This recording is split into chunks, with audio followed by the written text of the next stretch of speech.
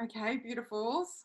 Welcome to week one. Today is such an exciting process of uncovering some hopefully new knowledge and maybe soul remembrance knowledge as well around self-healing. And I call it core soul healing because who we physically are and who we see is only one part of who we are. Our soul inside here, who settles inside our physical body, is yearning for so much more out of life. And a lot of this is to do with understanding who we are beyond our physical body and understanding why pain is our teacher. So we're going to dive into a lot of that today. I was going to call this course Activating the Psychic Healer Within, and that is because one of my greatest intentions is to invite you into the realm of understanding how to tap into the potential of your goddess self and the potential of you following and listening to your intuition and understanding the difference between that and your egoic self. This is something I believe has got me to manifest so much out of my life so much faster, to the point that I am now obsessed with doing everything opposite to what I think I should be doing, what society is telling me I should be doing, because I have found again and again, when I follow this psychic healer within me, it opens all these doors of infinite possibility and potential. And I desire that for everyone I work with. A lot of my clients have really stepped into a life that makes them shine a lot faster by following what I call their soul's yes or their sacral yes. More about that to come. So what we're going to go through today is it's a massive, amazing presentation. I just want to say there's a lot of beautiful information in here. We're going to go through who exactly are you, unpacking your pain and opportunity, understanding who the Lords of Karma are and karma, understanding generational healing, self-healing tools, your emotion code, intuition versus the ego. We're going to go through a visualization and meditation exercise, and I'm going to answer all your questions around self-healing in this workshop. So make sure you have a journal and a pen ready to really write down everything that's coming up for you, because a lot of soul-provoking initiation is going to come through in this workshop. And these are the things we want you to be working on that you're not learning at school, you're not learning in society. So let's definitely act upon it here. So who are you? Who are you? These beautiful images here are the human energy fields. And I've popped them in here as an invitation for you to understand who you are beyond the person that you see. What you see, I'm not sure if you guys can see my cursor, but you are this physical body here. Inside that physical body are your chakra lines, as well as the opening towards your crown chakra that opens you up to this vortex that connects you with your star above. Underneath this, we are connected and grounded through our grounding cord into the center of the earth. And what I find with a lot of my clients is they may have this channel open above them. They may have all these dreams coming down, these aspirations into their body. And they're very open through these channels here down to their heart. But the channels down the bottom in terms of their chakras, over this side, the chakras are quite blocked. And this is where they struggle with libido. They struggle to actually feel safe in their body and in their home, and like they don't have enough. So they may have enough money. They may have a house over their head. They may have an abundance of food and water, yet something is telling them they just don't feel safe. And this is because they're not acting on the dreams and aspirations that are coming down through their crown into their body, and it's getting blocked and lodged in different areas, and then causing a heap of disharmony physically within the body. You can see that these outer levels of us, beyond what you can physically see, there are what you call auras beyond your physical. Okay, so I'm just going to touch on this today because you're going to be like, oh, this is interesting. There are 3 levels here: the etheric body, the emotional body, and the mental body, which sit in the physical plane. Outside of this, we have the astral plane, which is the astral body. And outside of this, we have the spirit body, which is the etheric template, the celestial body, and the ketheric body, which are all to do with the physical, emotional, and mental aspects of who we are, yet they affect our outer layers. So everything outside of us affects inside of us. So if, for example, you are around someone that doesn't make you feel very good, and they have these beliefs that you absorb as your own emotion, that is because they are vibrating through these levels into your physical body, and it is affecting you. So you're absorbing someone else's energy from the outside of them and absorbing it as your own emotion. This is where we need to work on the subconscious patterning and belief systems to remove this out of your body. Now, this is only one area where you could be absorbing emotions. There are many other different areas, but there are many different ways that it affects you as a whole being. So this is why I want to show you this image, because there are 7 layers of the auric body system, and there are 7 major chakras within the system, which are over here. And these affect us on all levels of who we are. Now, you've probably seen the chakras running down the body as in circles like this, 1, 2, 3, 4, 5, 6, and 7 above. But maybe you haven't seen that the chakras run on front and back. The channel runs through the center line of the body, yet it also affects front and back of the body. So disharmony, let's say in the heart chakra, can affect the lungs, can affect the spine, can affect all different areas front and back, and then vibrate outside of the body and send that frequency into someone else. I could talk about this stuff forever, but we've got a lot to get through today. I just want to touch on this so you realize you are so much more than physically meets the eye. You have the power to heal your life. This is your invitation, and you need to know that. Know that. And I know when I say that, you know that. That's why you're here. We think so often that we are helpless, but we're not.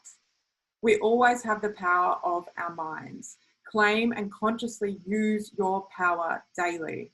And that is an affirmation from the beautiful Louise Hay from the book You Can Heal Your Life, which I definitely recommend you get. Let's talk about pain and unpacking it as your opportunity. So, your pain that you are going through right now is your opportunity to learn about yourself and grow. That is why it's there. Every challenge is your opportunity. This is something I repeat daily. It is my mantra for life. So when I feel pain within my body, when I feel pain emotionally, I'm like, okay, what is the invitation? What is the invitation to love myself on such a deeper, more expansive level and step into my soul's mission and purpose? Because what we learn, we pass on. That is part of our soul's mission.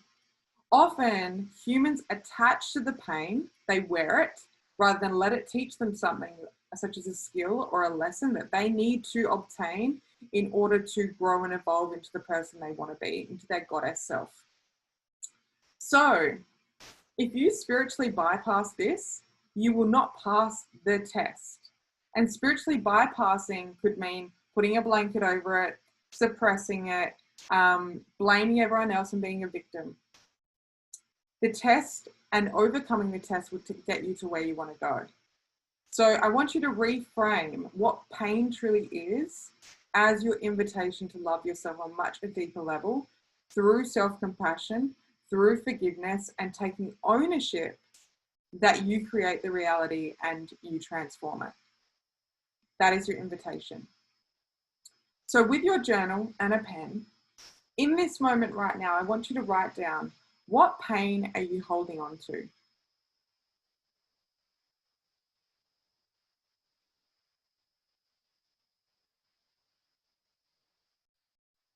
And then I want you to look at where in my body or in my mind or in my relationships or my life is this pain? I'll give you a couple minutes.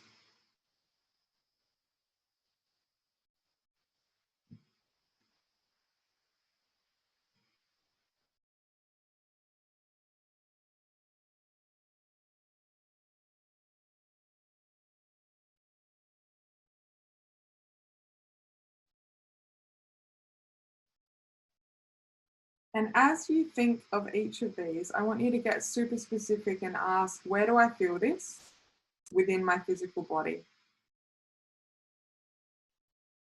So this could be your left knee, your forehead. You could have headaches. You could have neck pain, shoulder pain. What is a reoccurring thing that happens for you?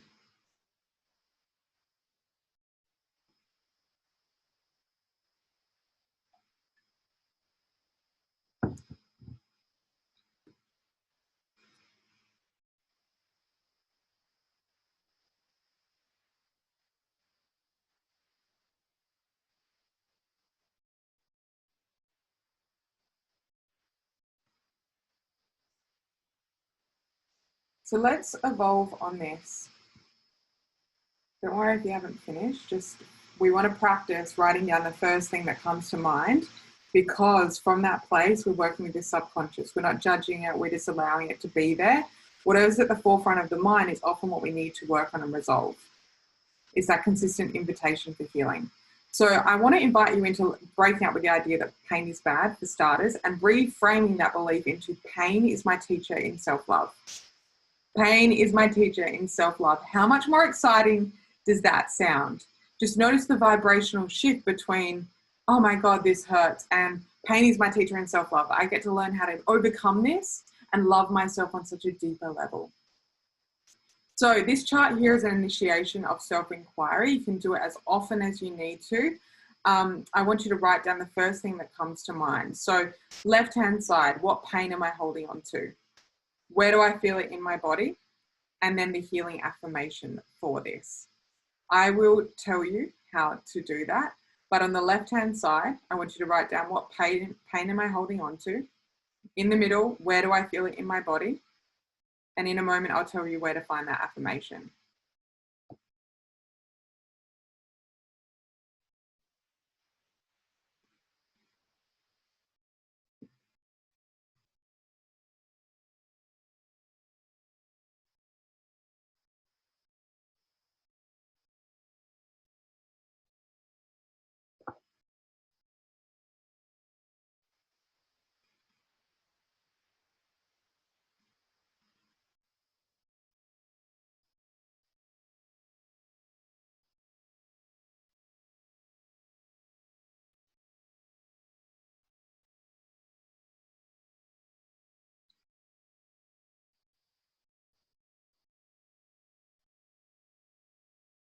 Okay, you can evolve on this more and pause the video if you need to later. But this is a book I want you guys to get. It's Louise Hay, You Can Heal Your Life. And inside of that is every single different pain you would have in the body all through there. It has the pain, why it's occurring for you, and the affirmation for it to resolve it. Okay, so we're working on mirror work or repeating affirmation through that. The reason I put hemorrhoids and glandular fever up there is because basically I dealt with hemorrhoids my whole life, and my mum dealt with hemorrhoids, and probably her mum as well. And it was really passed down to me. I didn't realize until she'd be like, oh, this is the ointment that you use for it. And it didn't go away until I moved out of home. And it kind of gave me this, what's really going on here moment. So for hemorrhoids, this is a fear of deadlines, afraid to let go and move on. And this is the theme that was running for my mum, always pushing, always grinding, always having fear of not doing enough, and really having that fear of moving on and moving forward. She'd always hold on to things. She'd hold on to grudges. She'd make us feel guilty of different things. And I love her so dearly. But this then ran into my life and my belief system as well. So when I looked at this, I was like, oh yeah, I definitely see that within her. I didn't try to change her at all. I just took radical ownership that I could try and do something about it. So I obtained the affirmation, I release all that is unlike love. There is time and space for everything that I want to do. So just through here. And repeated writing that down daily. As a result of that, my hemorrhoids went away. Just like that. And I was like, okay, this is very interesting. Like, what else can I look at and heal? And started to look at this book and really anchor into the understanding of why I was going through what I was and what the healing invitation was. Definitely to go more into a flow state and understand that I have all the time in the world. That is my new belief. I have all the time in the world, okay? And that means that when I feel like time is running out, that's my invitation for scripting, for journaling, and for getting really clear on time management and things like that. When my partner, Sam, and I moved in together, he would always get glandular fever. And it started to be a really occurring pattern that whenever he was really pushing and tired and had a lot of things on his plate, he wouldn't look after himself at all. And he would come to me and be like, oh, I'm getting glandular fever. And I'd be like, what are you talking about? It's like first sign of a little cough and all of a sudden you think you've got glandular fever. What is going on? And I probably said it like that as well. I'm just like, are you serious? What? But I quickly saw that he was attaching on to the past ideas that came from his childhood that were very much feeling angry and not looking after the self. And as a result of that, other people around him looked after him. And if they didn't, he wouldn't do it for himself. He wasn't taught how to look after himself. So we gave him this affirmation. I love and appreciate and take care of myself. I am enough. So a lot around, never feeling like he was enough as a child, and his inner child really yearning for some love and attention and care. And as a result of that, he started cooking meals and started stretching and doing yoga and meditating and doing all these things that really said, hi, I love you. And when this perceived glandular fever would come and test him, and it did, it came and tested him, he would quickly unhook from it, use this affirmation, and use it as the invitation to arrive to radical self-care. As a result, he has not had glandular fever for many, many years after having it as an ongoing thing that came when he was in year 11, 12 at school and really pushing himself and never feeling like he was good enough. So what is going on for you? There is something, an invitation. It has come from your past version of you. But this is a healing tool that has helped so many of my clients and the people I love around me. And I want to pass it on to you guys to get this book and really take it seriously. So let's have a look at this. Inside the book, here is a page. So for example, this is what it looks like in there. If you deal with acne, the probable cause is not accepting the self and dislike of the self. Now, you're probably thinking, yeah, but what about, hormones and DNA and things like that? Like, I've got acne because my dad had acne and it's been passed on to me. Yes, you are correct. The invitation in this lifetime is for you to cut the karmic tie and recreate it. Otherwise, you will pass it on to your child as well. Now, your parents did the best with the knowledge that they have, but they didn't have this knowledge then. And you do. So you get to recreate it and say to yourself on repeat, I'm a divine expression of life. I love and accept myself where I am right now. Now, that doesn't mean you don't go about and have the facials and the things like that. It just means that you add this extra layer of telling your subconscious you love yourself and you are perfect, whole, and complete as you are. Because as a result of that, you are going to become that.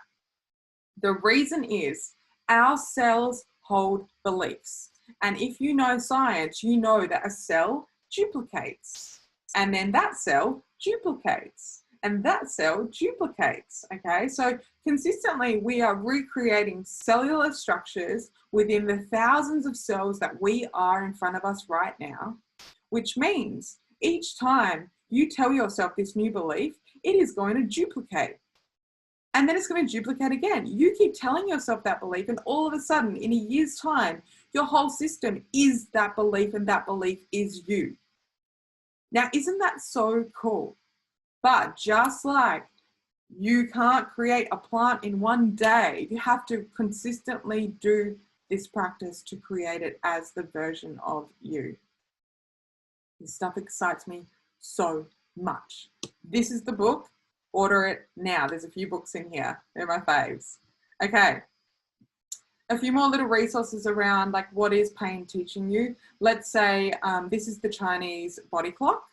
of the meridian lines and elements. Okay, I've done a lot of work with Chinese medicine herbalists, had quite a few of them as mentors too, particularly, who really transformed who I was as a person and the knowledge. And I was able to ripple that into helping others with that too. But this tool here, let's say, is when each of your organs are optimally working. Okay, so for example, let's say 7 to 9 a.m. you eat breakfast, or you're hungry. That is a good reason. It's because your stomach meridian is working, and you should be eating really grounding, nourishing foods that are going to help you be concentrated for the day ahead. Now, this is a time where you are going to have good concentration. You should have your breakfast. You should go for a walk. And I don't like the word should, but I'm just using it in this context. Before then, if you are optimally working within this function of the Chinese body clock, you would be releasing your bowels as soon as you get up in the morning. So if that's not happening, it's worth taking a look and going, well, why is that? Maybe I need to meditate at that time to tell my body I'm safe. Maybe I need to wake up a little bit earlier. I definitely love waking up at around 5:30 is my favorite. I meditate, move my bowels, and then get into breakfast and exercise after that. So let's go around the clock. Let's say you wake up at 1 to 3 a.m., which is very common for a lot of people. This is where your liver is often detoxifying things out of your system. If you have been drinking alcohol, you definitely are going to be waking up between these hours. You are definitely going to be detoxifying, potentially waking up feeling angry or frustrated. And there is a good reason for that, is because your liver is under so much pressure to remove toxins out of your system. Now, if you are resting through this time, amazing. Your liver is happy. It's doing its natural processes. But let's say you wake up between 3 and 5 a.m. That could be an invitation that there is mold, or there is some dust in the space, or your lungs need some love and attention. So maybe some breath work or meditation, things like that, because we want you in deep sleep, getting your absolute rest before waking up between the 5 to 7 a.m. time. Interesting to have a look at all of that and really use that as a tool to go, all right, well, I keep waking up and having weird dreams at 3:30 a.m. Your subconscious is telling you something. It's time to pay attention. Over here, let's say on the other list before, you have a pain on your right shoulder all the time. Your right side of your body is your masculine. The left side is your feminine. Let's look at the shoulders, and they are where you're wearing heaviness. You're burdened and you're overwhelmed. You have fear lodged in the throat. What are you not saying? What are you holding on to? You know, all those things in your backpack that you're just holding on to that you're not letting go of. So there are all of these different invitations for getting to know, why is this happening to me? What am I holding on to that it's now time to feel safe to let go of? If it's in your throat, what am I afraid to say? What am I afraid to say? If the pain is on your right side, there is an imbalance on your masculine energy. So the invitation is actually to activate more of your feminine to balance it out. Vice versa with the left side, invitation to balance out and get more into action mode, which is your masculine energy. Okay. Have a read through all of that and pause if you need to.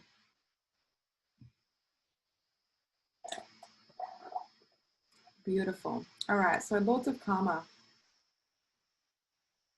Oh, my picture didn't show up, but that's okay. So the Lords of Karma, karma means action. So what is karma first?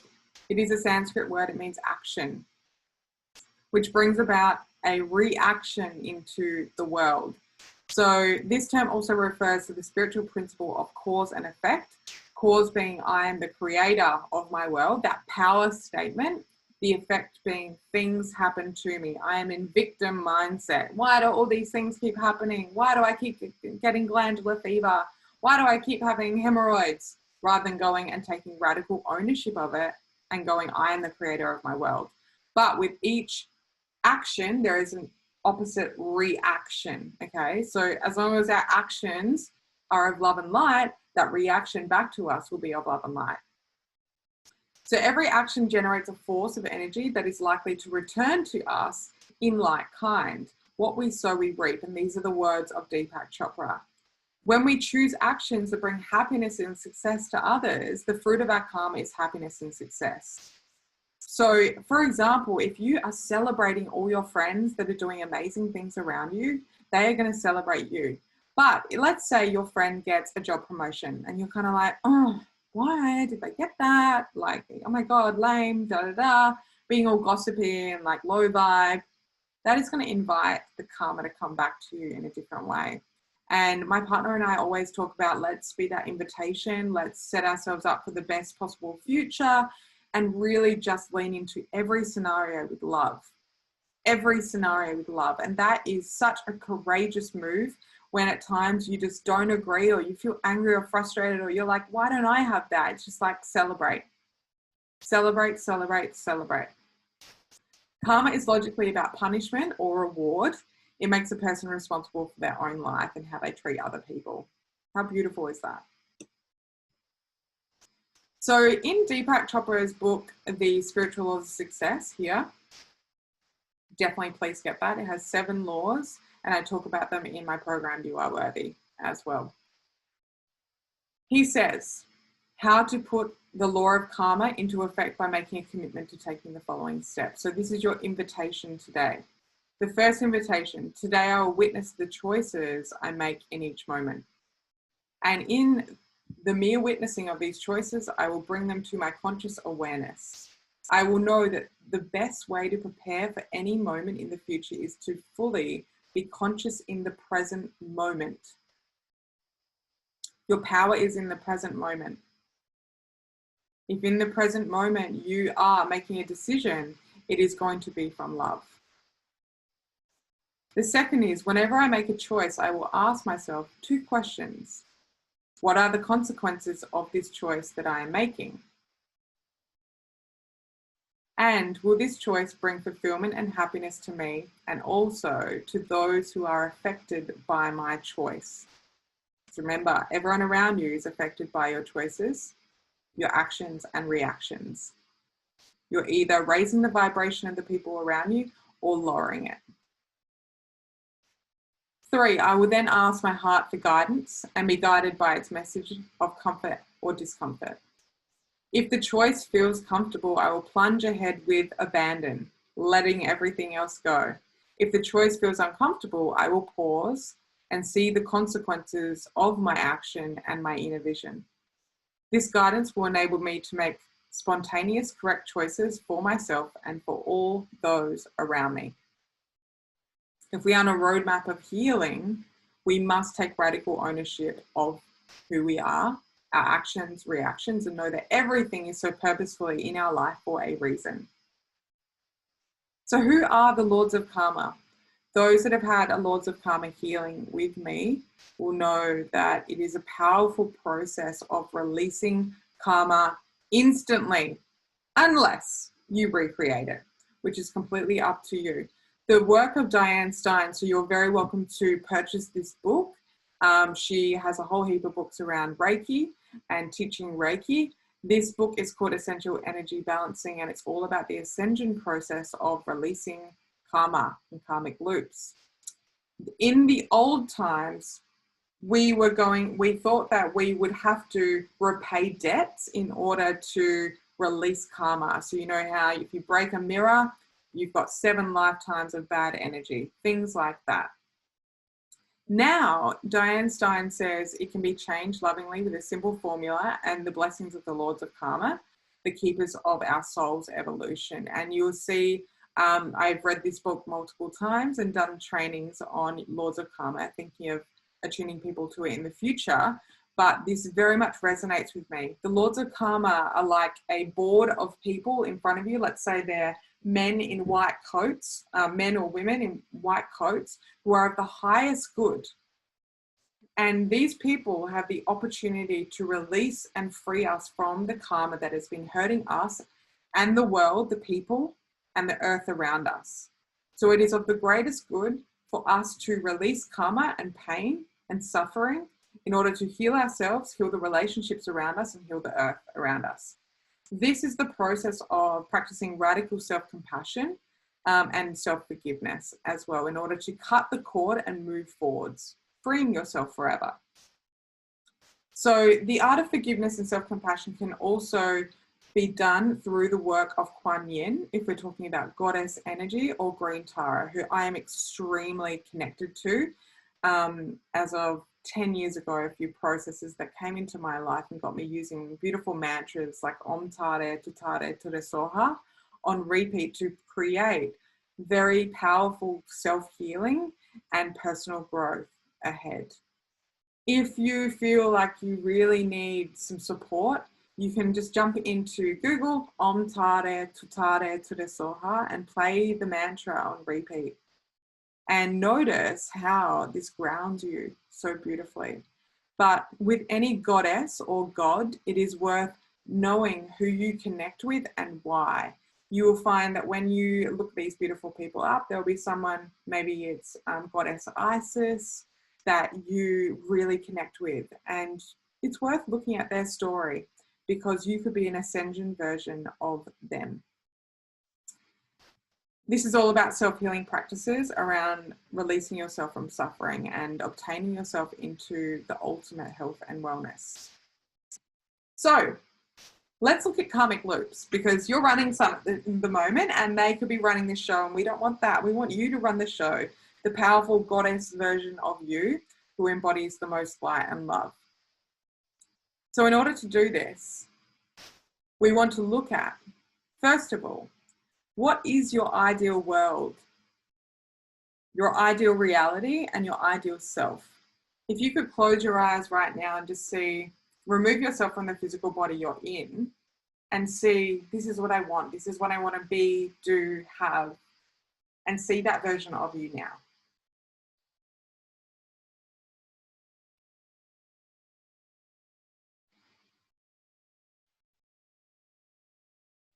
And see how this version of you holds all of these beliefs and values. When you pull yourself out of that vision of the person you want to be, do, or have in this lifetime, and come back into your body now, I want you to notice all of the beliefs, the pains, the traumas that are currently out of alignment with that version of you that you want to be. And then step 3 is to acknowledge, where did these beliefs, traumas, pains come from? What people from your past?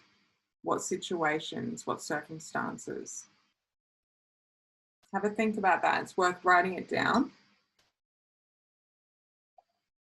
So I'm going to give you one of my personal healings processes that has helped me understand. My desired situation was that I wanted to eat in peace and sit down and eat and not feel rushed and feel safe with food to digest through me. Because remember, I used to have hemorrhoids, which also caused constipation. I also had parasites and had a whole heap of gut issues and really didn't feel safe with food. I didn't feel safe to know what it was going to do in my body, whether it was going to make me feel good or bad. And when I used to eat as a girl and a child, I would always have to do it really quickly and feel like everything was running out. Or if there was time free and mum would be in the kitchen doing all the things, my sister and I would have to like go into another room and just like be eating or something, because then she'd know we're doing something and wouldn't give us jobs to do. And we didn't want to do the job, so we would eat. And this caused a really unhealthy relationship with food in many different ways for both my sister and I growing up. And we kind of looked at like, well, why is this happening? Where did it come from? We both went through this, like why? And so it actually came from my mother's family, who my grandma was a migrant. And they obviously came here. They came across the ocean and the seas here to Australia with nothing at all. And they built their life from the ground up. The pattern of fear of not having enough or not feeling full in life was very prominent down the descendant line of my family. And this karmic loop came into my life, my sister's life, through my mum, through my grandma, through probably her mum and her mum and her mum. And one of us had to do the healing work on this. This scarcity mindset of food, feeling like it would run out, or feeling guilty to sit down and eat because we felt like we would have to be doing stuff if we weren't sitting and eating, or we'd have to be doing 10 things at once because we felt guilty to just sit and be, because, you know, the grandma came here across the land with nothing, so she had to be providing and always doing stuff. And if she wasn't doing some stuff, she didn't feel good enough. She had to provide and over-provide for her family, or she wasn't a good enough mum. That scarcity mindset through food also ran through finances, also ran through relationships, also ran through all these different areas of our life until we caught it, okay? Because the goal is to feel safe, to just be, and not to feel guilty, to rest or to rush. Sorry, to rest. And as a result, to feel like you have to rush all the time, be doing all the things. And if you sit down, you feel guilty to do that. The goal here is to work smart, not hard, and to create a life of personal freedom, which means you feel safe in your body. And that working hard didn't mean that you had to earn more money, or working harder to earn more money, and that belief was there for us. There are smarter ways to do it. So I want you to look at these three: ideal world, what are the beliefs that are out of alignment, and where did it come from? If you can find where it came from, you can do something about it, because your subconscious has like, it came from there. So my invitation is to cut the karmic loop. Now let's have a look at that. Okay, so here it is. There's that karma. Here's the challenge. Branching into the opportunity for transformation if you invite yourself into the realm of healing. But let's say that you end up cutting the karma. You are going to go into your next challenge for ascension, which is your opportunity for healing, and then into your ascension path, okay? Which is where you want to go. So let's say there's this karmic loop down here that was lodged in my mum, which was passed on to my sister and I. And the opportunity for my sister and I is to cut the karmic loop and be invited into a healing, to meet the next challenge, to grow, to ascend into where we want to be. Let's say we don't do that. When I have babies, I pass it on to them. That's what happens. And if they don't cut the karma, it goes on to them. So this is why we have to do the work. But to be knowing that when we do the work and we heal this part of us, we actually grow into another challenge, another one, until we reach absolute enlightenment, which is something that, you know, let's be realistic, is potentially challenging with a lot of karma that we've come in from the many lifetimes we've lived before. To have peace with knowing that when you overcome a challenge, there's going to be the opportunity to grow into another challenge is really amazing. It gives you a sense of peace in knowing that when you reach the challenge, it is an opportunity, rather than when you reach the challenge, it equals a pain. Okay? And the goal, the silver lining, the pot of gold at the end, is you get to keep ascending. Okay? So we can put ascension in between each of these processes of opportunity and challenge, because you keep growing and evolving, and it feels really good. It just means that there's more times of love and light rather than pain and trauma. And the pain and trauma time starts to become the 30%, and the love becomes a 70%, okay? Rather than the opposite. So we're going to look at generational healing, which is our karmic loops. Much of who we are in this lifetime and the spiritual growth of our beings is an accumulation of our past life and experiences.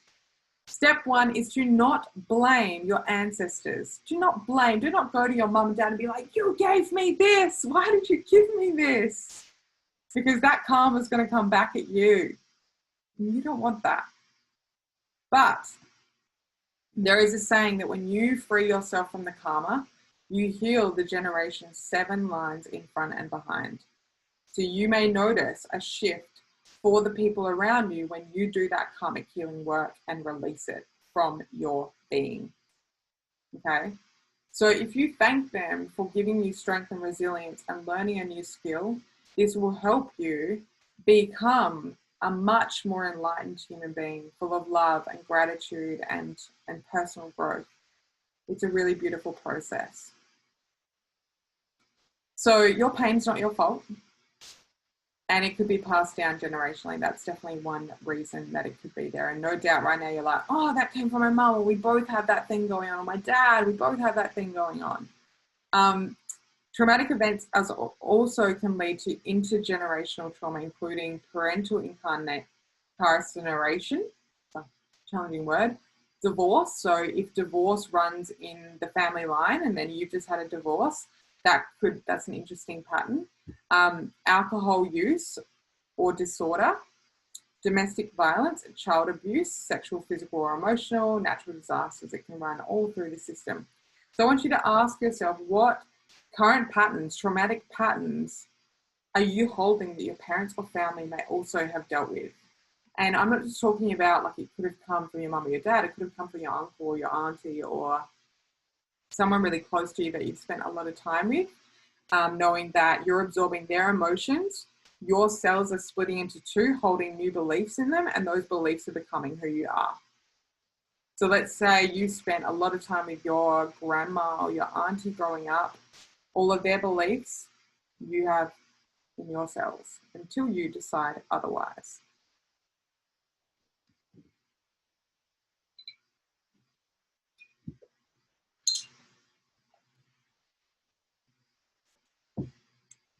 So what can we do about it? Let's talk about some self-healing tools. The first step is to acknowledge what is going on for you. The next is to do something about it. And you are here because you're doing something about it. Having the understanding is really important because your brain wants to know why, but why? The easiest way would be to release it and just accept, but we want to give you some context into where it's come from. So, this little bebe, sage, that was just a release. So I just burped then in my throat. That is actually a release. So if you burp or fart or anything like that or breathe out, they are all releases. Allow yourself to do that. Really powerful. Just find ways to do it quietly if you can. Sage 3 times around your crown, 3 times around your belly button, 3 times around your grounding cord, which is your feet, with the intention of returning all of your love and light to you and cutting the cords of negativity. That is all you need to do, but you must have the purest intention with you as you do that. It's very powerful, and be careful what you wish for, because the situations that are going to make that manifest as your reality will come in very quickly. Cry. My goal is always, how fast can I cry? Can I cry? Can I do it quickly and let it go? As a child, I suppressed a lot of my tears because it wasn't really welcomed in my family. It was a sign of weakness, and I was brought up into what is stubborn, I would say, in terms of energy and holding on to energy rather than safely finding ways to release it. So can you let it flow and go? And know it's safe to do so. It's your invitation in this lifetime to hold on to nothing, to let it go and let it go quickly so that you can create space within your whole physical body and not vibrate that sadness out into your body. You hold on to it and it affects everyone around you. They will feel the frequency you're sending out of sadness, and it will become them because they do not have these tools. That is what's going on within society. When you feel society has, let's say, a natural disaster happens, the bushfires happen, and all of a sudden collectively the energy really dropped down into sadness. That is because the vibration of the planet was sitting in sadness. And as a result, those people that are empaths, which are you guys, you were feeling that and you're like, why don't I feel so good? I know everything in my life's really like, I didn't get affected by it, but why? He says, why? So these tools done consistently are going to help you raise your vibration so you can manifest and actually be the healer of the people around you and help them raise their vibration too. The next one there is moving your body, and this is the best way to remove frustration and anger out of your system. So important. And don't think this needs to be like going for like a 5-kilometer run. It can be a 10-minute yoga flow where you focus on your breath. It can be boxing for 5 minutes. It can be skipping on a trampoline or on a trampoline. Whatever it is, something that's going to get you to shake the vibration out of your system and let it go, because the vibration of frustration and anger is very tense and it holds in, and just like those hemorrhoids that were locking you in at the bottom, we want to be able to allow the flow to come through. So we want to release that in a really healthy way. Breath work, the way I personally do breath work is visualizing white light coming into my body through all of my chakra lines. And as I release out, as I breathe down into the root of my belly, so down here, I breathe out and gather up all the black smoke and release it out of my body. Now, if you breathe in, let's say, the breath coming into the lower belly is telling your whole system you're safe. My belly button is right here. If you put your thumbs and hand underneath your belly button, so my belly button is here, you put your hands underneath and you breathe in 3 breaths into the root of your belly. You can try it now. And just let go.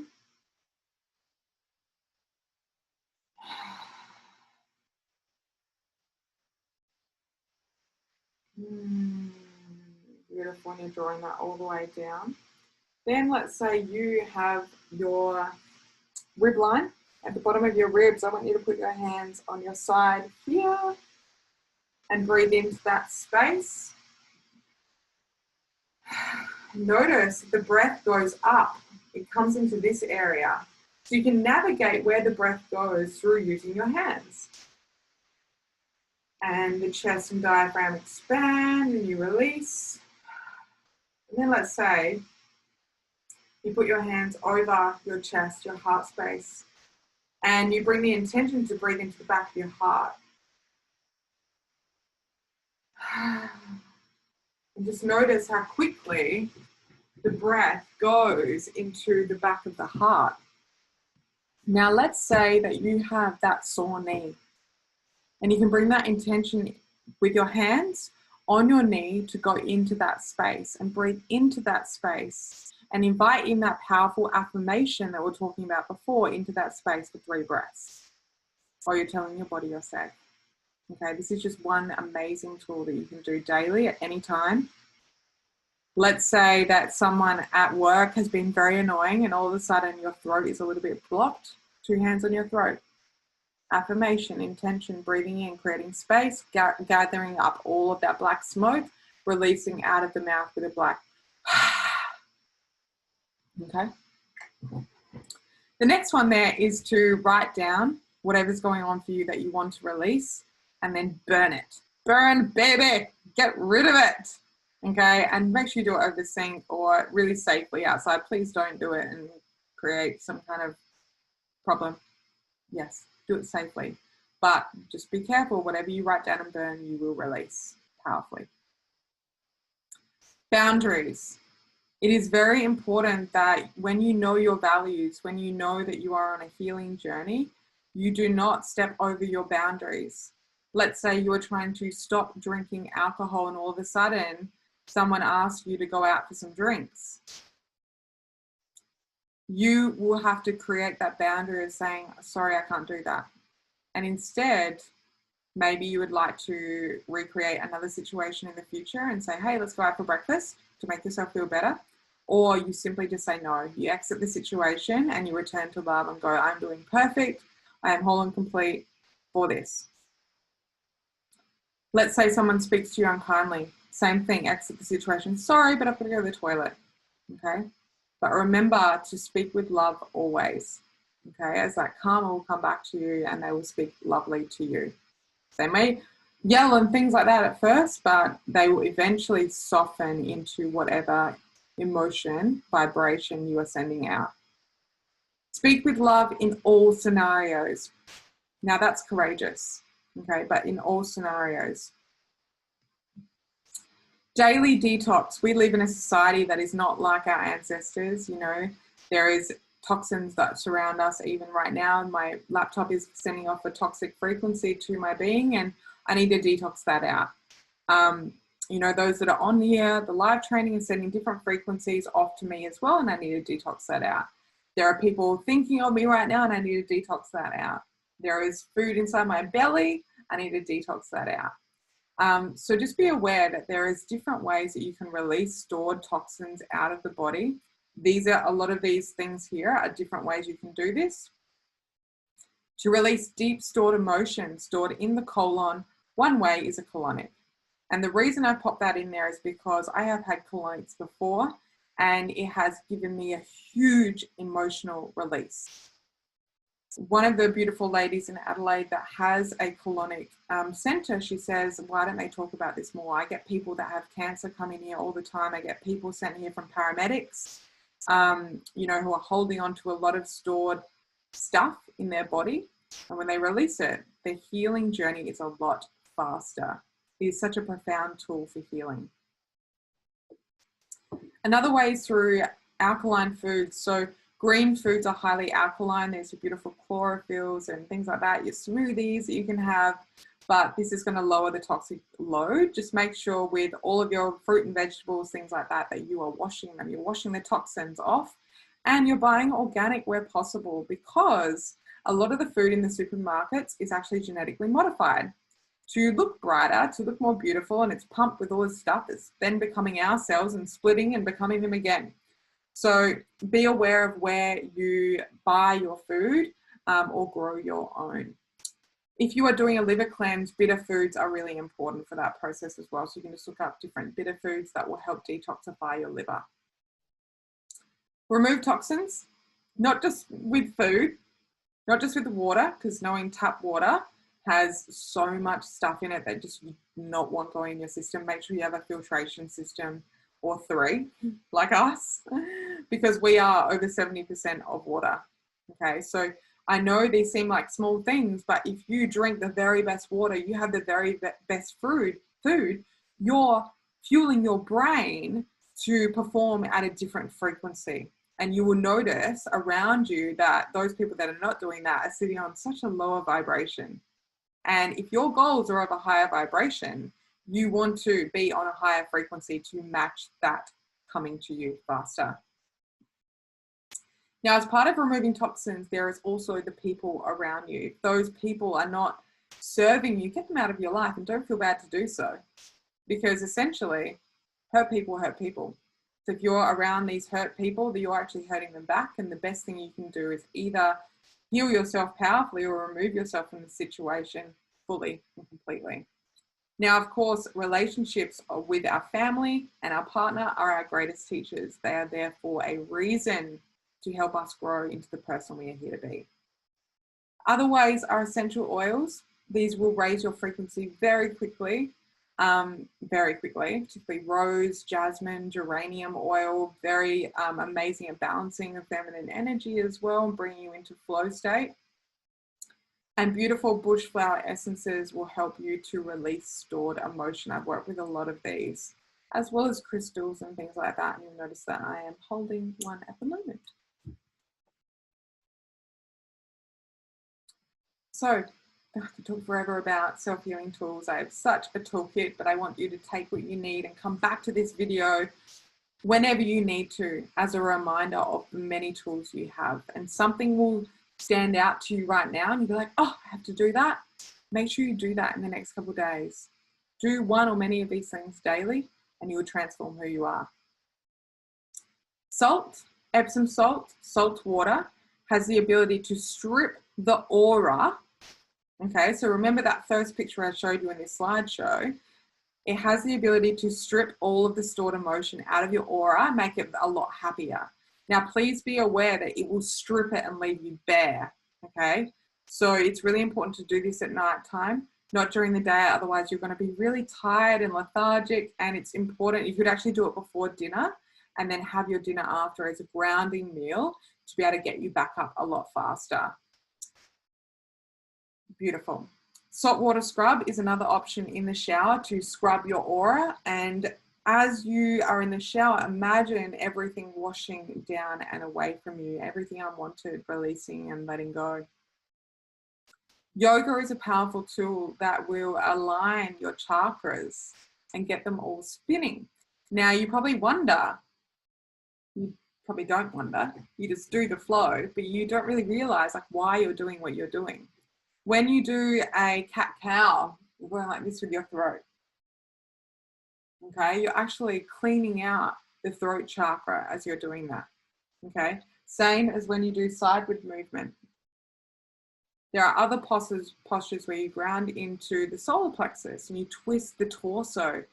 10 minutes of yoga daily is actually going to raise your vibration so much faster and get your organs functioning even better, get you feeling better, more joyful, more grounded. Just do yoga. 10 minutes, 10 minutes. Crystals, quiet healing space, nurturing and sleep. Allowing yourself the rest and recovery you're so worthy of. You do not have to push or grind anymore. That is why you're here. Meditation, the art of reprogramming your subconscious mind. This is really important to do on a daily basis, and there's a question about this later. And journaling is the art of self-inquiry. So really writing down, like having some quiet time where you can just write down what you want to create. Write down what's feeling heavy and what you can do about it. And the last one there is about closing your eyes and filling yourself repeatedly with light, so white energy, and asking your guides to clear you and heal all the damage. You do that and watch it happen. So again, take what you want and leave the rest. Okay. Let it go. There is a real invitation today for you to allow the old to fall away, and know that when you allow the old to fall away, that means that people may also fall away. People that you love or loved or thought you loved may fall away. As your light expands and your vibration rises, which when you're in my space, it definitely does very quickly, it will not match the vibration of the people around you. And you'll quickly notice that you don't like being around certain people. Pay attention to that. This is because their vibration is a lot darker and denser, and yours is of the light, and maybe you're feeling quite sensitive. So you don't want to absorb their darker energy anymore, and you want to absorb more light energy, which is why you're in this space. When you remove yourself from that situation, you're going to draw in higher frequency experiences, which is what you're manifesting, okay? So after years of struggle, I see many people finally let go into peace and have aha moments. And they're kind of like, why didn't I trust sooner? Why didn't I do this sooner? Why didn't I take action to this, like, trust and let this go and, you know, act in this way and let this self-sabotaging pattern go and not do that thing anymore? Know that all healing comes from the moment of giving up control. Control. Humans love control. Love it. But what's even better is feeling love within your body and your mind and your life. Okay, let's talk about healing conflicts in relationships. More of this in week 2. But first, the invitation is for you to exit the situation. I'm just going to give you guys some powerful tools. Now, up over there on my whiteboard, you see some notes. One of those things is this affirmation here.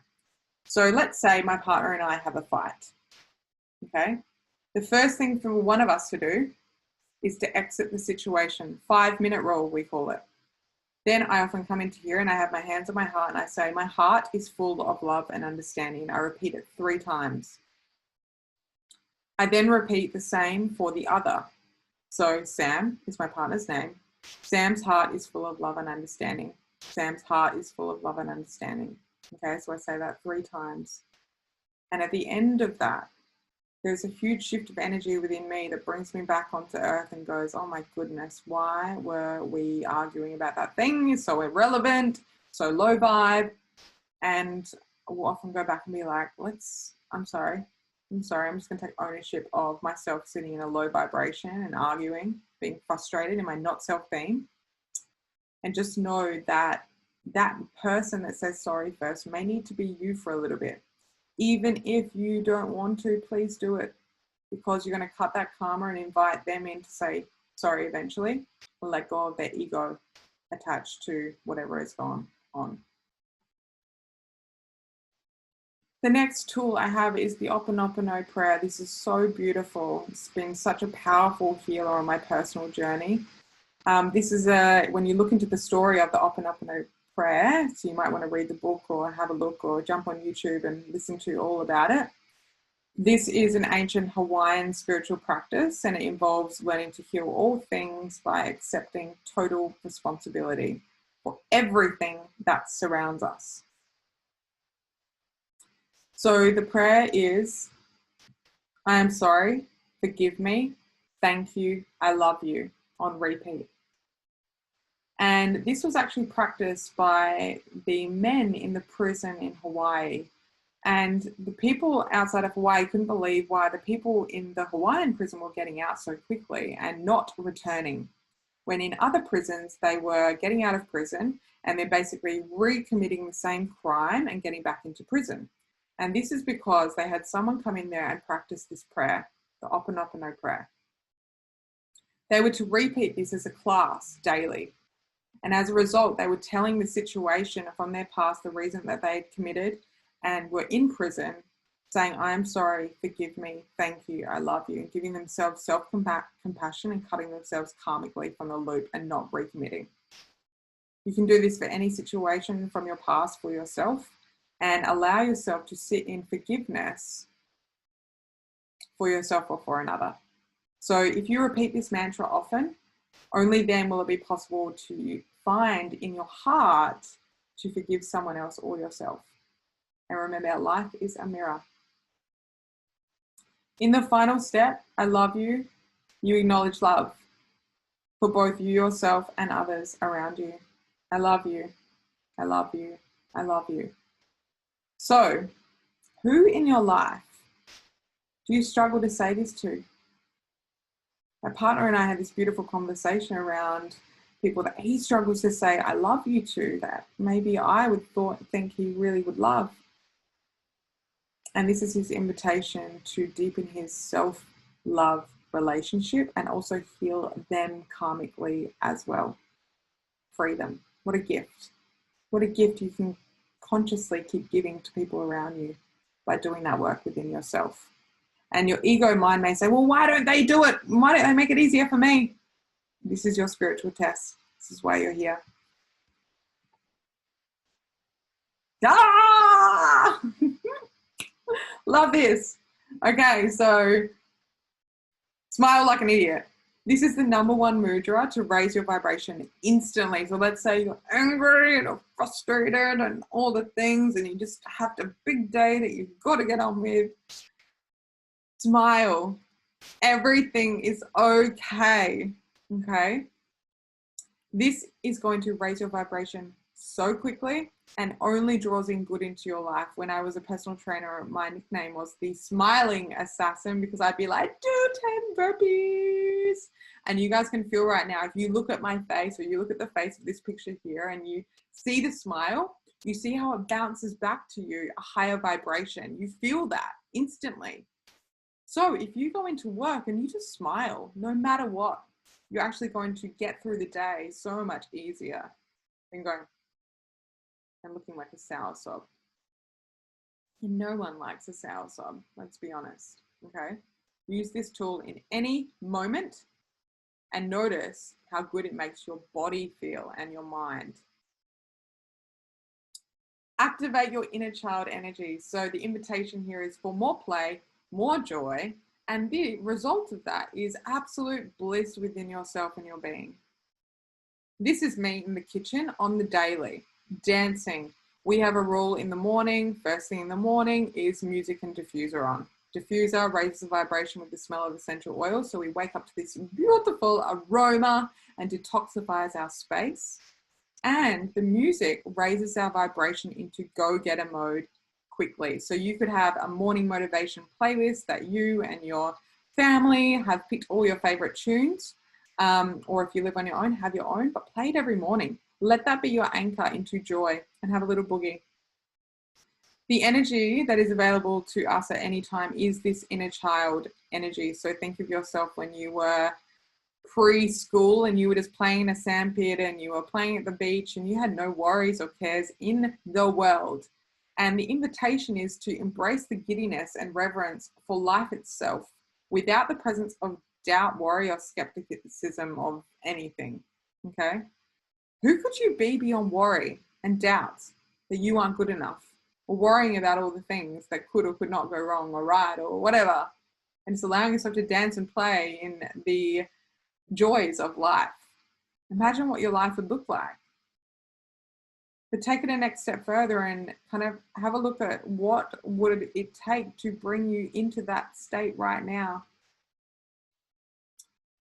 Your inner child begs you to be transported to that precious place as soon as possible of joy and play and absolute bliss, so you can celebrate your life and get the most out of it every single day.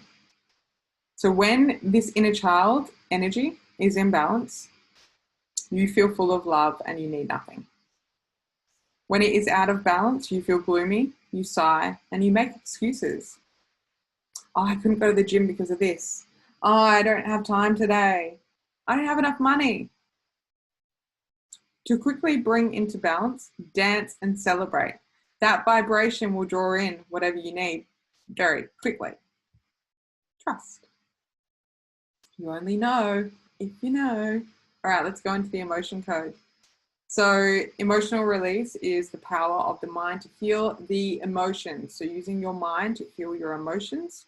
Every one of life's many traumas remains in the aura. So remember that picture before of all those different layers. Our aura has color as well. That's another conversation. But trauma is in the aura until we release. And remember, our aura affects our physical body. Okay. So it affects all of our body levels. Now this, my dear friends, is called the emotion code. And there's actually, you can watch all about the emotion code and Dr. Bradley Nielsen's work. You can get this book on Gaia, I think it is, potentially Netflix, maybe even YouTube, but look up the emotion code. Before, I was sharing with you about how there are different things lodged in the different organs of the body: heart, small intestine, spleen, stomach. Let's take that a step further. Where does anxiety, if you're feeling anxious often, it is lodged in the spleen or the stomach. And these things need to function at optimal potential in order for you to continue to heal. So if, let's say, you have stomach issues, this is because of anxiety. Let's look at healing anxiety, and your stomach issue may heal as a result of that. Let's say that you have kidney issues and you consistently feel fear, or you're holding on to a lot of water retention, you're consistently feeling very annoyed at other people, very peeved. The reason for this, let's look at resolving this emotion. And as a result, you may release and let go. You may find yourself going to the toilet very often and just having this beautiful cleanse about yourself. Now let's look at row 6, which is our sexual organs, which I find is a very common theme for a lot of women in this lifetime, because they've come here and they just don't feel safe on earth and they don't know why. Okay, and as a result of that, they are feeling, you know, they may be struggling with different emotions of worth, then it may feel worthless. I don't feel worthy of love. I don't feel, I feel shame with sex. I feel like I don't, you know, humiliated. I can never do things right. I'm jealous. Why can't I do what other people are doing? We need to work on releasing these stored emotions in order to optimally have a functional sexual organs, which means also having healthy babies, which also means having healthy glands, including our adrenals and all things like that. So everything affects everything. The reason I'm showing you this is because you can now go, well, why am I abusing myself and have issues in my colon? And go, okay, well, let's look at Rather than fixing the colon, let's look at where did this self-abuse come from? What generational line? What can I do about it? Where can I get support? And setting yourself up for the ultimate success. So this book is worth getting. Intuition versus your ego. I told you guys this is a big workshop of magic in here, and something you may want to go back to a lot. Our ego is our mind. It is the voice. We define the difference between the ego and the intuition. The ego will be the voice of fear, anxiety, I must be the best, self-absorbed and critical, a manipulator, and it keeps you safe in scarcity and lack. There is fear of risk or failure. It takes past experience and emotions into the thought and experience. So what I mean by that is, if in the past you didn't like a kind of person, I don't like people with brown hair and long earrings. Let's say you see someone with brown hair and long earrings, you're going to automatically, your ego will make that decision that you don't like them instantly. And that is from that past experience. Whereas your intuition, you were like, oh, my intuition thinks that person's not a very nice person. Yet you're making it through the ego, not the intuition. Okay? Your intuition, your soul's voice is the voice of love. So it wouldn't say that for starters. It wouldn't be like, I don't like them, judging them straight away. The intuition's voice is for the greater good of all and all's healing. It is trust in a higher power and trust in yourself. It is faith in a higher power. It does not need conscious reasoning because it just feels right. It just feels really good of a higher vibration. Almost like, this feels crazy, but my intuition is saying to do it, and you just got to do it. And then all of a sudden the ego, the voice of fear, is like, oh no, but you can't do that because you don't have enough money, or you're not strong enough or fit enough, or whatever. There's too many other people doing that. Your intuition can't be wrong. Your intuition just knows it's for you. It is a feeling and a knowing from a non-clouded mind state. So the goal here, to be able to follow your intuition. For example, if I said, oh my goodness, I didn't really, like, my intuition said, like, you don't want me to come to that party. That's not my intuition. It's not the voice of love. That is my anxiety. That's my ego. Okay? To really understand the goal of listening to your intuition is to actually first, step one, silence the mind and listen. And one of the best ways I do that is through meditation or yoga practice. Okay, with 3 belly breaths. So without fear of this, would you follow the feeling that your intuition is asking you to do?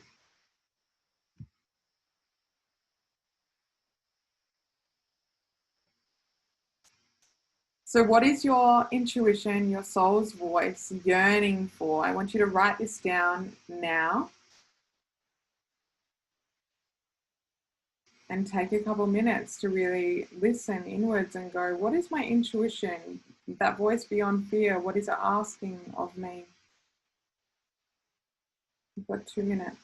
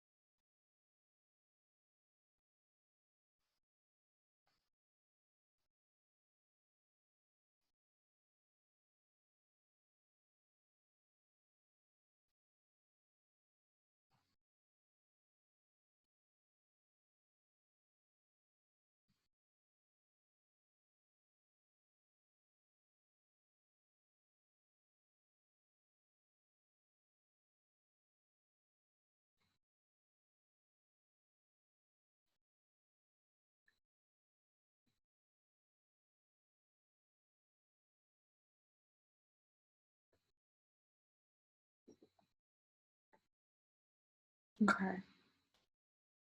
Such a beautiful process of finding solutions to problems.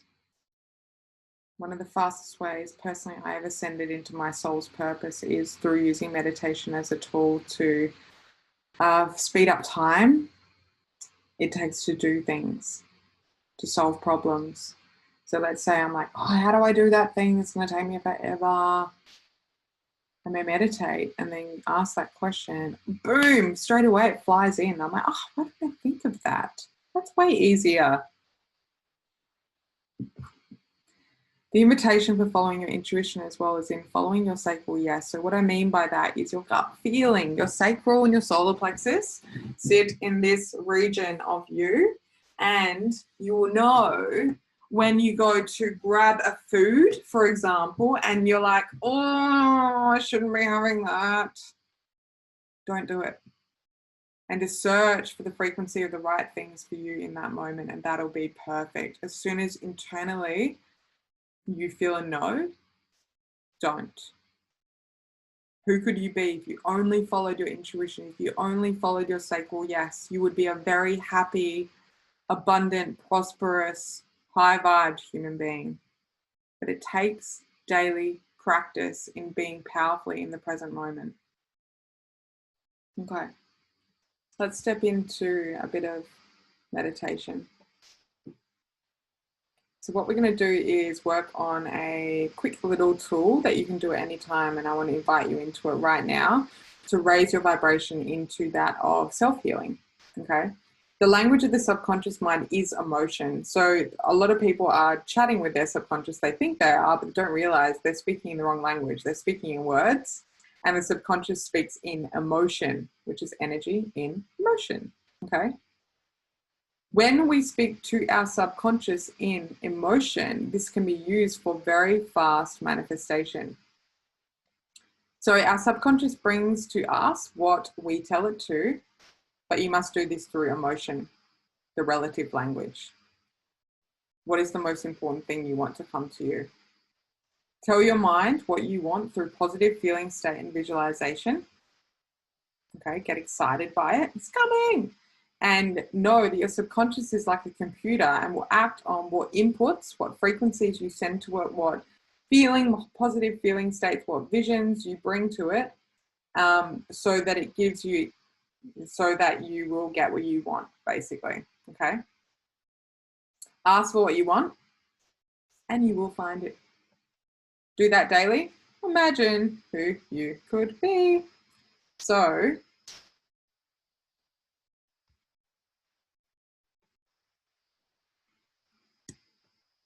the little double slide there. That's a bit cute. All right. What you're going to do is, this is a practice I will do with you right now, and then I want you to practice and do it on your own. There's a little bit of homework. Because remember, as a plant does not grow in one day, you must give energy to the seed you wish to grow, which is your manifestation, your desired healing state, the desire you have for your mind, your body, and your life. So I want you to just take in a big, deep breath and close down your eyes. Enjoy this moment, because a lot of energy through new knowledge and soul remembering. You may even like to bring your hands into the lowest part of your belly and breathe down into that space. Blowing your belly all the way up like a balloon. And as you exhale, just letting go. Breathing in. Breathing out. Breathing in. Breathing out. Continuing that cycle of breath. Enjoying that feeling, just being with the breath in your body. Loving the breath and your body. And telling your body you're safe.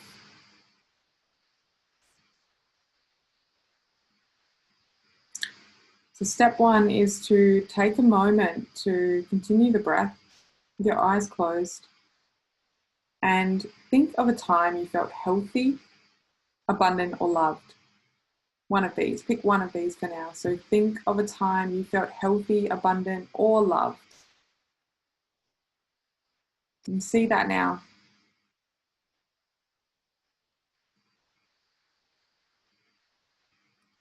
And notice the feelings associated with this memory.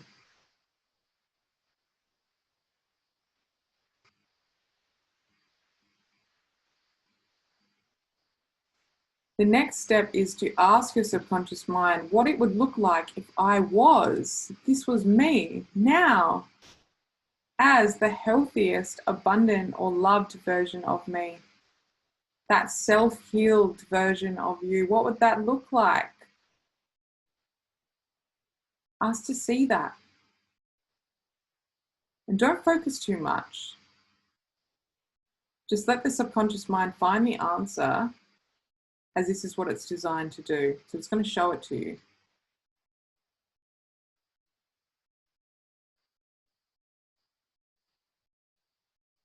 What would it look like if I was healthy, abundant, or loved? I was healed. Notice how it doesn't take a lot of work just to access a state, and notice how it feels.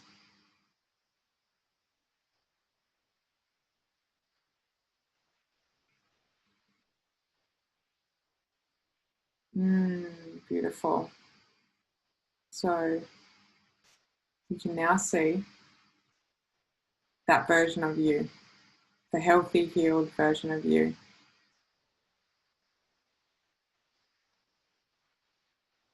What do you need to do to become her? You've just seen those pictures. I want you to finish with a deep breath in and out. You can open your eyes slowly and write down what you noticed. There's an invitation there for you to act in some way that will powerfully take you into that mode of self-healing. You've been shown through feeling state. So the goal is for you to step into that feeling state through what you do in action daily. This is the practice. The goal is to now, in the physical world with our eyes open, vibrate on the frequency of your manifested desire in self-healing, no matter what. And I want you to notice that in that state, when your eyes are closed, there is no limitation, no resistance, no ego.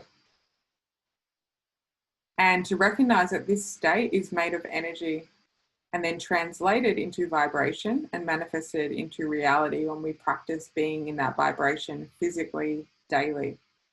So the real goal here on our journey of self-healing is to raise the vibration up, up, up every single day through the things that we do and nurture that part of us through all the tools that I've given you today. Go back to this anytime you need. Okay. The last part of today is I have some beautiful questions from the community, and I'm going to answer these with a quick little rapid fire. Okay. So I'm going to read them out and share with you some tools to help you overcome this. And I may have answered these already. The first one, do we continuously have to keep working on our self-healing areas? I often expect to deal with it once and then it's gone forever. Wouldn't that be amazing? The answer to all of these. How to change my perspective around healing and not see it as another thing I need to do or heal and not see it as a burden. What to do when you feel overwhelmed by all the areas you have to heal and feel like there is so much. I clumped those because I felt like they were very relative to one another. But the answer is to find fun in the moment and find that high vibrational healing state as often as you can. Our healing journey is one of challenge, opportunity, ascension. Challenge, opportunity, ascension. So we need to keep honoring that and find the fun in the challenge as the opportunity for ascension. I want you to focus on healing, yes, but having fun even more than that. So the healing journey can become quite obsessive, that we start to hook on to the wrong parts of the healing, into the lack, into the victim mindset. Why is this going on for me? And trying to control everything. When really the goal here is to let go of the need to control and allow ourselves to keep walking forward and letting go again and again and again into the flow state, into the surrender. Another question, I notice frustration and resistance around the same stuff that keeps coming up. Okay, beautiful lady. Know that frustration and resistance are your not self themes. And what I mean by that is that when you sit in your not self theme, it is your non-goddess like self, the part of you that does not embody love and light. This is the egoic self. So what to do about it is know that this is your invitation. That cycle, the karmic loop, is your invitation to find a healthy way to release that emotion, the stored emotion, and cut yourself from the karmic tie. Meditation and breath work in that moment. If you can catch yourself in the moment and pattern break it and do something else, very powerful. For you to stop, hands on the area, and say, I am safe, and look at a different reaction to the action. So in this moment right now, can you write down what you could do instead of that reaction? If the same thing keeps coming up, the invitation is for pattern breaking. So you're in this beautiful course, what to expect, just so you're ready to listen with keen ears. I always say for everything in life, let go of all expectations. When we expect, we set ourselves up for either failure or disappointment. And the best thing to do is just let go of expectations and trust that you are here for a reason, to learn the things that you need to learn now or later. And you will absorb what you need in this time and absorb the rest later on. So just know that you will receive everything you desire and more, but let go and just be guided onto that path of least resistance. This is the training that I do, is teaching you to trust, rather than try to be like, oh my goodness, trying to control everything. Let go of control and allow. That's the invitation. And this will affect every other area of your life as well. It's how we do one thing, is how we do all. So follow the flow. What is the recommended amount of time to meditate daily? Now, this is completely up to you, and know that there is a calibration time with meditation. When I first started my meditation journey, I really struggled to sit down still for 1 minute. Okay, so for me to sit down for 5 minutes was a massive achievement. These days I meditate twice a day for at least 30 minutes. And that is because I love meditation, and I use it as my tool for problem solving. I use it as my tool for visualization, stepping into my desired life and making it happen, and feeling peace and calm within my body. What I recommend to people is to do this first thing in the morning and before you go to bed. And the reason for this is an opportunity to reprogram your subconscious mind by doing it at these time frames, just before, first thing, as soon as you get up, because you're still in the state where you can slip in there the belief systems that you want. I am safe, I am allowing, I am okay. Maybe there's money mindset meditations that you want to do. Maybe there's self-love meditations, or calling in your ideal partner meditations, or letting go of negative cords and hooks. To do this morning or night is really powerful. If it is to do with body heaviness, so you're feeling stuck, you're feeling like things aren't flowing through me, you feel like you're eating really quickly, things like that, I recommend at a trigger meal time, doing the meditation before or after that time. So for example, lunchtime, you may feel like you're in rush mode. I know that the reason I wrote lunch there was when I was a teacher and also had my personal training studio, I was doing a lot through the day. My body is sitting in fight or flight. So after lunch, I would do a meditation to reset my body and be like, it's safe to digest and rest and relax. But find when your trigger time for stress is and do it then. Question, something that I seriously let go of, which means you haven't let go of it yet, keeps coming back to bite me. Why the heck is that happening? So you're consciously feeling like it's gone, yet it keeps coming back to bite you. This is a universal test. It will go. But how willing are you to let this go and know there is an energetic reverberation happening? So let's say someone else is involved. It takes them time to cut that tie as well. You may have cut it, but they may need to do some work. And you're being tested in staying committed to the thing that you're letting go. I'm letting go of this. The tests are coming in. Stay committed to knowing you're worthy. That is all. It's just the invitation for self-love, boundaries, self-love, boundaries. I am worthy. Goodbye now. Okay? Consistently cleansing. Use this sage, okay? Maybe a crystal around your neck or something like that might help to anchor and just go, no, I'm committed to this path. Okay, anchor in an intention into something that you have on you. So if you are tested, you are reminded of your power. What are some tips for balancing the art of just getting those heavy things sorted and done, and also listening to your body and taking time out where needed? I'm not very good at keeping the balance. Again, this is about boundaries. So arriving to yourself rather than everyone else. This is a pattern that potentially came from your mom or your dad, or what you saw growing up, that, you know, they wouldn't be able to relax for themselves until they'd served everyone else at the detriment of their own health. So don't overcommit yourself in these times where you feel like you're struggling to arrive and cut that cord.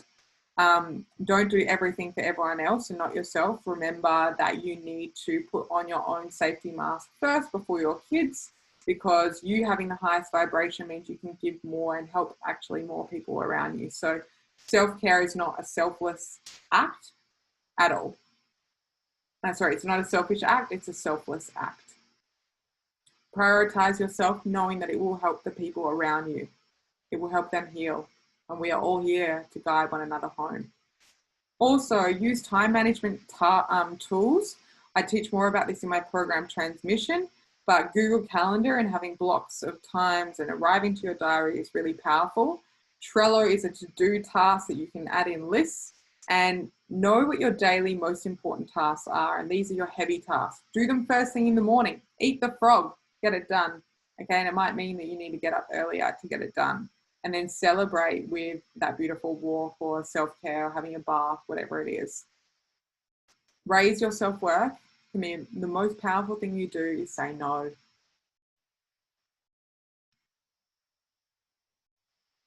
How to be accountable when setting daily or weekly things I need or should be doing, such as a 30-minute walk to clear the mind and feel my soul shine tasks. Okay. Similar question to before, but make sure that you have that daily heaviness list and make time to act on it. So first thing in the morning, only act in love. Do not act in I should do this, okay? Because it's a lower vibration. If, for example, I should go for a run because I know it's good for my body, or I know I've got a training plan, I'm not writing to my coach, or I know I've got the city to bay, I know that just makes it really low vibe. Rather than I'm excited to go for a run and I want to go. When you step into that run from I should, it's going to be challenging. You're going to be waiting for the end. Rather than I'm excited to go for my run and I'm going to enjoy looking at the trees and saying hello to all the people I'm walking past and things like that, and enjoying the present moment experience. Very different vibration. So I want you to notice the vibration around the task and how you can shift it into raising it up. Again, get up earlier and do the things first thing in the morning that are going to raise your energy, such as that walk, okay, to clear your mind. Get it done first thing. Shift that energy out to give you a clean slate to start your day ahead. And if you need an accountability buddy, book in with a friend for a walk as well, okay?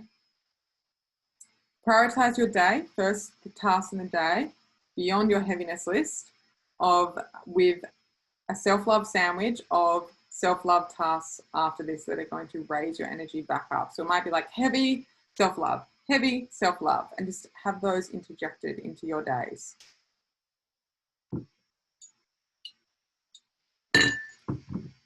I love this question.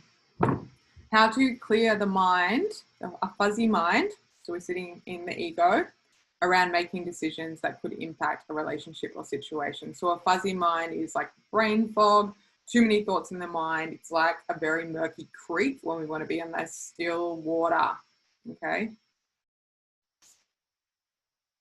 I want you to ask, what would I do beyond fear of the outcome.